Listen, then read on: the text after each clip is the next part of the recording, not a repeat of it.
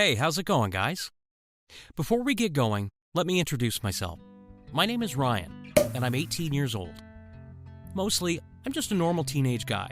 I like playing sports, love eating huge amounts of food, sleeping, playing video games. You know the drill. But there is one thing that definitely makes me stand out in a crowd. Well, maybe stand out isn't the best way to put it, because, well, I don't have any arms or legs. You might be wondering how I'm even typing this story out, but, well, we'll get to that later. You probably also want to know how I lost my arms and legs. I promise I'll answer all your questions. But for now, let's get the story started. When I was born, I was a normal, healthy baby. That's not always the case. I've met a couple of friends over the years that were born with no limbs because of genetic conditions. There was even a horrible case a while ago where there was an anti-nausea drug taken by pregnant women that ended up causing limb deformities in hundreds of babies. Whatever the reason someone is missing a limb or limbs, it's not as uncommon as you might think. But it's still pretty unusual, especially people like me who don't have a single normal limb. You don't see people like me just every day, but like I said, I was born normal, just your average everyday baby. Things changed though when I was 18 months old.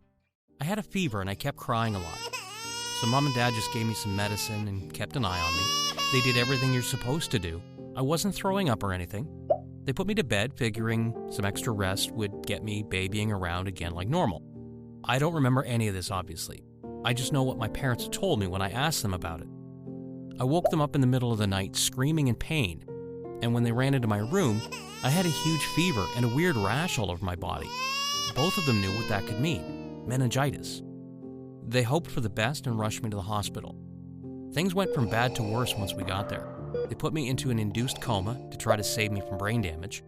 The infection was in my blood and I wasn't able to stay conscious for very long. I even had a heart attack before I was even 2 years old because of the stress my little body was under. It was a really scary night for everyone there. They managed to get the infection under control while I was in the coma, but it was too late to stop it from causing permanent damage. Both of my hands and both of my feet had turned black from the infection. The doctors told my parents that they'd have to amputate my hands and feet and probably some of my arms and legs too. It was probably for the best that I wasn't awake to hear that. My parents obviously were devastated, but they knew that the alternative was losing their only child, so they agreed to go ahead with the amputation. I ended up losing both of my arms at the elbows and both of my legs just above the knee. Apparently, the surgeons like to cut off a bit more than they need to just to make totally sure that the infected parts are all gone, and I don't blame them. I was too young to remember the recovery, but mom and dad said it wasn't as bad as expected, probably because I was a fighter even back then. Sure, I was super woozy and frustrated not being able to pick things up anymore, but because I was such a young kid, I got used to it way quicker than they thought. The frustration was the main thing.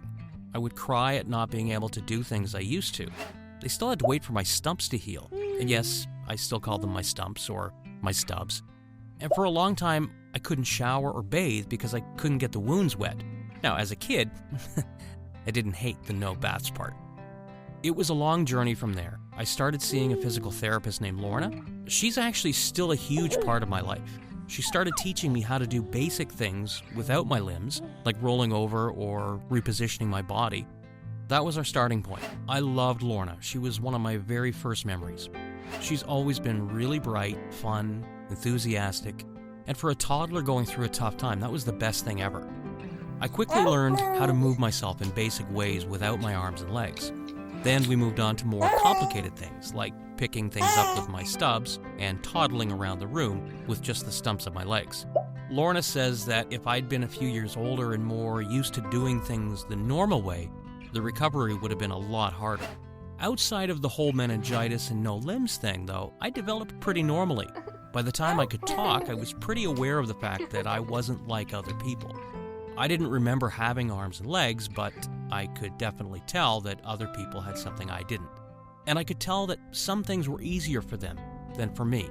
Everyone could walk so fast without any effort, but any movement at all for me was really hard. Getting prosthetics helped a ton. They were expensive, but so worth it.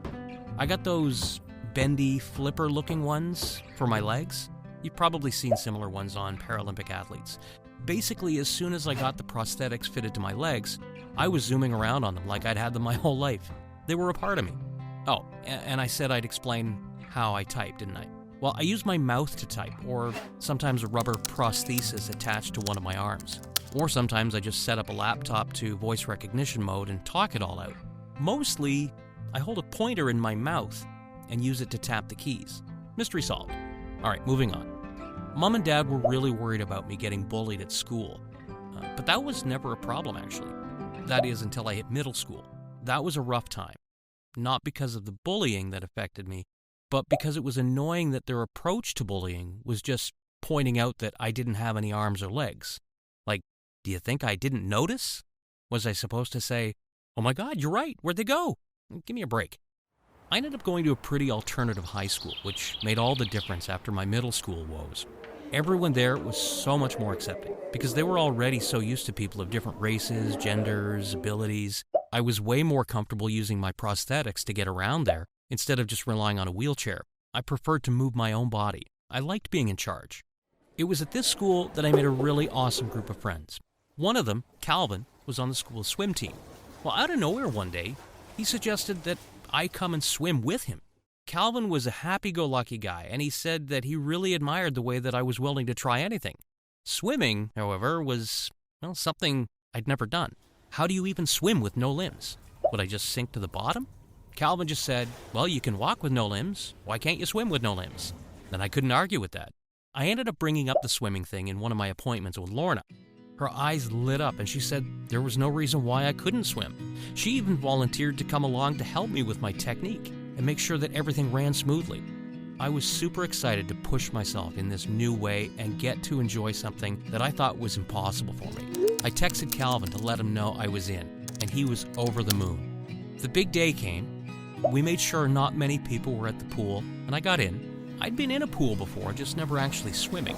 It took a few minutes of bobbing up and down to get used to the buoyancy and how to move in the water, but I got really good at rolling over to breathe and using my ab muscles to move myself. If any of you are swimmers and do the butterfly stroke, that's the way I kick, with my arm stumps. I just do whatever works, basically. Most of my swimming ability comes from my hips and abs. It might sound like I'm exaggerating, but that first day swimming was the best day of my life so far. Yeah, I always knew I could do more than people thought I could do, but this time, I was doing more than even I thought I could do. It sure showed me. So that's how I joined the swim team. Sure, I always had my own lane because I couldn't move as fast as people who actually, had legs and arms. But I wasn't that slow either. Mom and Dad were so excited to come and watch. Both of them cried, although Dad denies it to this day. I think a lot of people with a disability like mine would train with a special swim team for the disabled, and there's nothing wrong with that, of course. I just think it's incredibly cool that the coaches for my school's team were accepting enough to include me, despite my different needs. It made me feel normal. Plus, swimming helped in a lot of other ways that I didn't expect, like with my muscle strength and balance. It also helped with another of my issues, phantom pain. Now, if you don't know what that is, it's when your brain is still getting electrical signals of pain from your hands and feet, even though they aren't there anymore. Yeah, my foot can hurt, even though I haven't had feet in almost 20 years. I don't know why swimming helped so much with that, but it did. Maybe because my body was finally coming to terms with the fact that I didn't have those limbs anymore. As I got more and more into swimming, Lorna helped me get some special prosthetics for swimming. You can Google them if you want. They look kind of like flippers. They made everything amazing. I could soar through the water like I was a bird flying through the sky. My time at high school is almost over, but I have a pretty solid plan for the future. After dealing with bullying in middle school, on top of the difficulties that come with my condition, I want to study to become a counselor or social worker so that I can help kids going through the same stuff. After all, if a guy with no arms or legs was able to overcome these types of hardships, anyone can, right? I'm looking into joining a proper swimming team for people with physical disabilities so that I can get a partial or even full scholarship to help me with college. Fingers crossed. I've always thought it's funny how I still use that expression even though I've never even remembered having fingers to cross. The message I want you guys to take away from this story is that no matter what you're going through, whether it's mental or physical, you're still capable of achieving the things you want to achieve. Sometimes you might have to find a way to make it work for you and your needs, and sometimes the result might not be perfect, but it's about the journey, not the destination. It's about how you overcome the obstacles in front of you. Sometimes I think about who I would have been if I'd never gotten meningitis. But then I realize, Who cares? This is who I am, and I wouldn't have it any other way. That kind of self-acceptance is the key to being happy. Thank you guys so much for listening. It brings me a lot of joy to be able to share my story with others. And hey, maybe I inspired a few of you to try something you thought you'd never do. If you liked my story and my message, please don't forget to like and subscribe for more true stories. Hey guys, it's Sarah here from My Crazy Story. Thanks for watching this episode. Before you go, please hit the like button and subscribe so you never miss a new video. Oh, and if you haven't watched them yet, check out these other episodes that are trending right now. Thanks a lot and see you guys next time.